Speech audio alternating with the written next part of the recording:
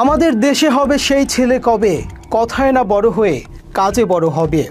প্রিয় দর্শক, কবি কুসুম কুমারী দাশের মৃত্যুর প্রায় 100 বছর পর জন্ম হয়েছে কথার চেয়ে কাজে বড় হবার সেই স্বপ্ন বালকদের, যারা কথা শেখার আগেই কাজ শিখেছেন। মাত্র 2 থেকে 6 বছর বয়সে করেছেন যুদ্ধ, দেশকে করেছেন স্বাধীন। প্রিয় দর্শক, ক্রাইম এডিশনের আজকের অনুসন্ধানে কবির স্বপ্নের সোনার ছেলেদের সন্ধান জানাবো, যারা 1971 সালে অস্ত্র মাথায় নিয়ে যুদ্ধ করেছেন। সাথে আছি আমি মুনতাসির তাসরিফ।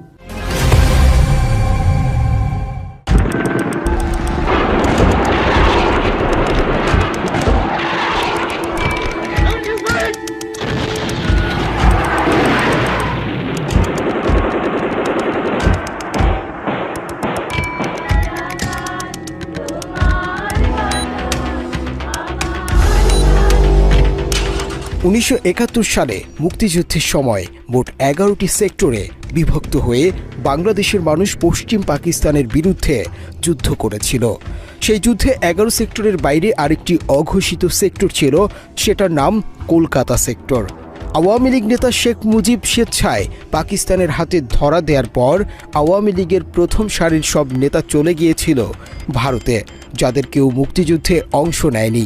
বিভিন্ন মুক্তিযোদ্ধারা তাদের আত্মজীবনীতে লিখেছেন আওয়ামী লীগের লোকজন ভারতে বসে আয়েশি জীবনযাপন করছেন।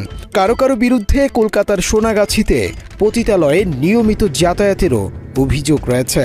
অথচ ভারতের কাছে পাকিস্তানের পরাজয়ের পর আওয়ামী লীগকে রাতারাতি ভারত থেকে এনে বাংলাদেশে ক্ষমতায় বসায়।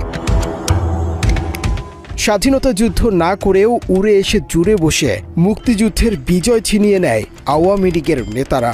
এরপর থেকে মুক্তিযুদ্ধের ইতিহাসকে নিজেদের প্রয়োজনে যেমন খুশি তেমনভাবে কাজে লাগিয়েছেন।